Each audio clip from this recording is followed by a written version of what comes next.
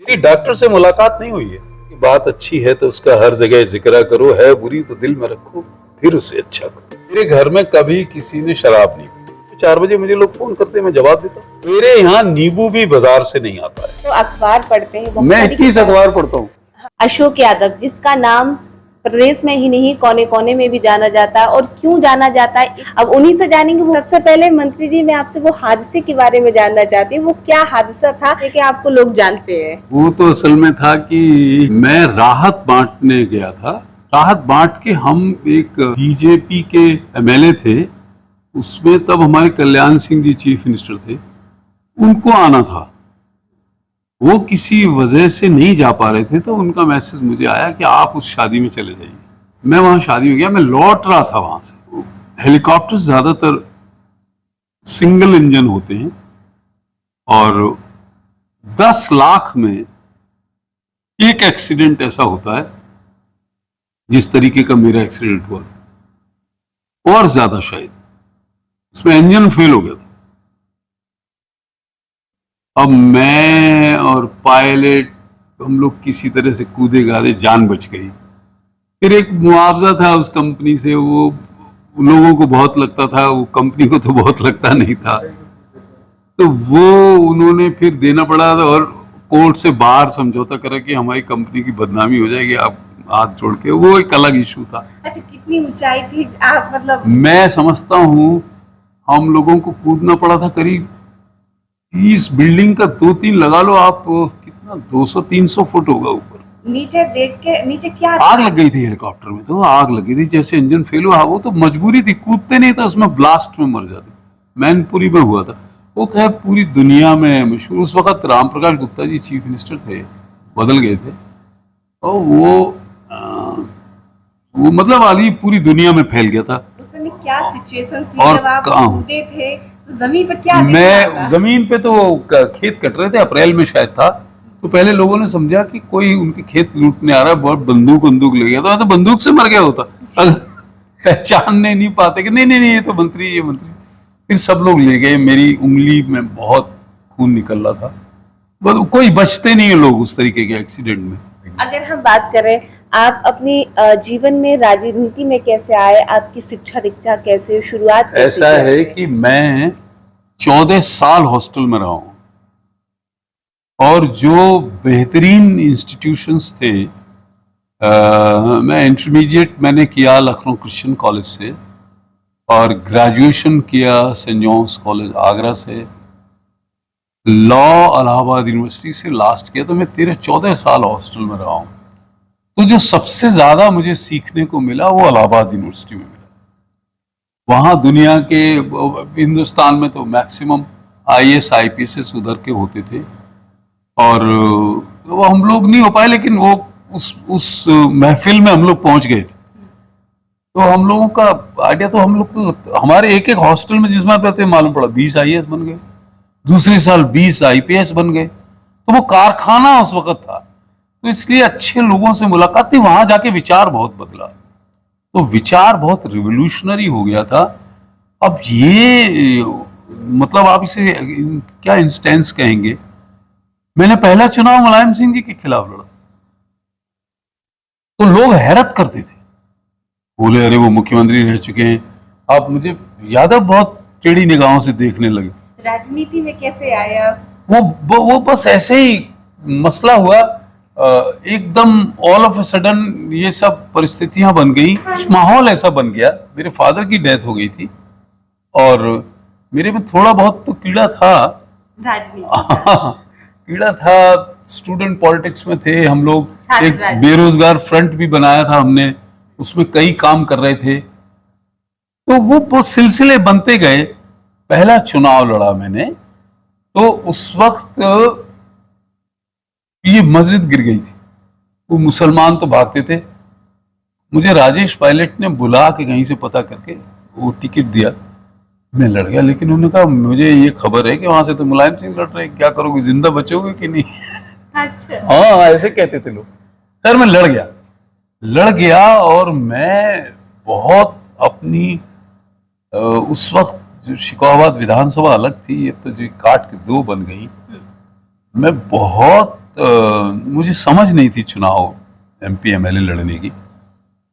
मुझे 40,000 वोट मिले और मुझे बिल्कुल समझ नहीं थी, और मुलायम सिंह बड़े मुश्किल से जीत पाए, लेकिन वो चुनाव मुझे सुर्खियों में ले आया।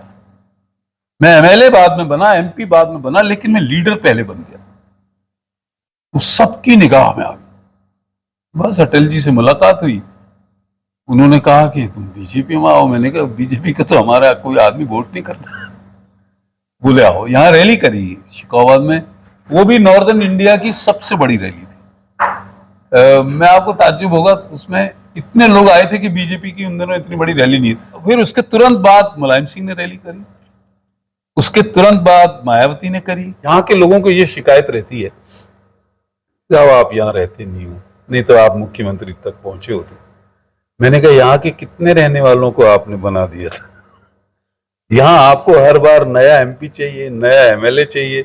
यहाँ के कितने लोग जो हमेशा यहीं रहते थे, उनको बार बार MLA बना देते हो कि साहब सो नहीं बनाते, बार बार MP बना देते सो नहीं बनाते। तो जब आप अपना नेता ही नहीं तय कर पाए, आपने कोई लीडर तय नहीं किया। सब ऐसा नहीं है कि सब पॉलिटिकल लोगों की गलती होती। जब तक आप बड़े विचार पर टिकोगे नहीं, जब तक आप अपना दिल दिमाग बड़ा नहीं करोगे, तो आप बड़ा नेता भी नहीं पैदा कर सकते।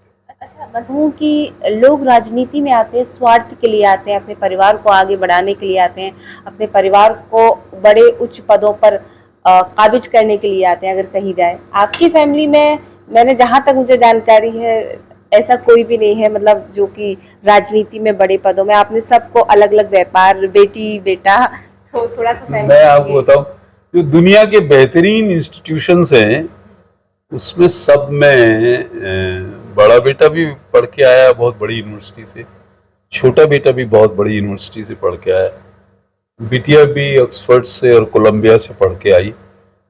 उनका रुझान बन नहीं पाया, क्योंकि रुझान बनता है तब जब वो सामने वाले को देखते हैं कि भाई क्या है, वो जमीन कैसी, इसमें फसल आएगी भी कि नहीं आएगी। नहीं तो 100% लोग आना पसंद करते हैं, और आप नौजवान को समझाओ तो आना चाहते हैं। भाई उसमें सेक्रीफाइसेस होते हैं, तो फिर एक परिवार काबिज हो गया। ये कोई अच्छी बात नहीं है, मुझे एतराज नहीं है, लेकिन अच्छी बात नहीं है। तो फिर उससे नुकसान होता है। अगर एक बात बताओ मुझे आप, एक किसी फैमिली ने अपने घर के लोग लड़ा दिए 5-10, तो वो और लड़ सकते थे अगर अपनी बिरादरी के लड़ाए, तो उनका नुकसान है कि नहीं? तो वो तो कभी पैदा ही नहीं होंगे। वो नए सिरे से सोचना पड़ेगा। मैं उनके खिलाफ नहीं हूं, कोई उस विचार के खिलाफ। अच्छा मंत्री जी, हमने देखा है, मैं आपके दिल्ली वाले आवास पे भी गई हूँ, यहाँ भी आपको पुरानी चीजों से बहुत प्रेम है, और खासकर खान पान का भी आप बहुत ख्याल रखते हैं। सारी चीजें घर में उगती हैं, सारी चीजें, क्या मतलब? ये बिल्कुल पर्सनल बात है। मेरे घर में कभी किसी ने शराब नहीं पी। ये हो सकता है किसी के लिए छोटी बात हो, मेरे लिए बहुत बड़ी बात है। मैं अभी तक एक्सरसाइज करता हूँ, सवेरे 2:30-3 बजे जग जाता हूँ। मुझे पढ़ने का बहुत शौक है। मेरे यहाँ नींबू भी बाजार से नहीं आता है, जो घर में उगाया जाता है वही खाया जाता है। इसलिए सबकी सेहत ठीक है। और बड़ी बात आपको क्या बताऊं, हालांकि मेरी डॉक्टर से मुलाकात नहीं हुई है, कभी कुछ हुआ ही नहीं। मैं अभी भी घोड़े दौड़ाता हूँ, रखता हूँ, अभी भी 5-6 बजे फुटबॉल खेलने चला जाता हूँ। आपका पर्सनल हेलीकॉप्टर? हाँ, सारे सब वो तो अलग बातें हैं, लेकिन क्या है कि अपने को ठीक रखते हुए सब कुछ करना, वो अब बड़ी चीज हो गई। अब घर का खाना बहुत बड़ी चीज हो गई जब से बीमारियां फैली। मैं कह रहा हूं, मेरी तो डॉक्टर से मुलाकात नहीं हुई, तो ये बड़ी बात है कि नहीं? और हम लोग सुबह से होते हैं फोन पे, 4 बजे मुझे लोग फोन करते हैं, मैं जवाब देता हूँ। अच्छा मंत्री जी, मैंने आपके बारे में ये भी सुना है और मैंने खुद देखा भी है, जब मैं दिल्ली गई थी, तो आप करीब 10 से अधिक तो अखबार पढ़ते हैं। मैं 21 अखबार पढ़ता हूँ। हाँ। मैं 21 अखबार पढ़ता हूँ, लेकिन मैं एक अखबार 10 मिनट में खत्म कर देता हूँ। कितने बजे सुबह उठते? मैं 2:30 बजे उठ जाता हूँ सुबह। सच बात तो ये जिस समय लोग सोते हैं उस समय आप उठते हैं? जब सोते हैं तभी मेरा काम शुरू होता है। लेकिन मैं दिन में भी सोता हूँ, लेकिन मैं खेलता हूँ, ठीक खाना खाता हूँ, और एक्सेस नहीं खाता हूँ। कभी बाहर भी जाता हूँ तो घर का खाना ले जाता हूँ। और मेरे बहुत, पूरी दुनिया में बहुत लोग हैं चाहने वाले, दोस्त यार, मैं सबको मशवरा देता हूँ। अपने लिए जिंदगी जीना बहुत आसान है, वो मैं नहीं करता हूँ। मैं किसी न किसी के काम आता रहता हूँ, लोग मुझसे मशवरे लेते रहते हैं, तो मैं समझता हूँ वही है ना कि बात अच्छी है तो उसका हर जगह जिक्र करो, है बुरी तो दिल में रखो, फिर उसे अच्छा करो। चलिए, बहुत बहुत शुक्रिया। तो Thank ये you. बहुत अनुभवी शख्स हैं जिनसे हमने आपको रूबरू कराया, और क्या कुछ इनकी पर्सनल जीवन की कहानी रही उस पर भी चर्चा की। फिलहाल देखते रहे आरती टीवी। नमस्कार।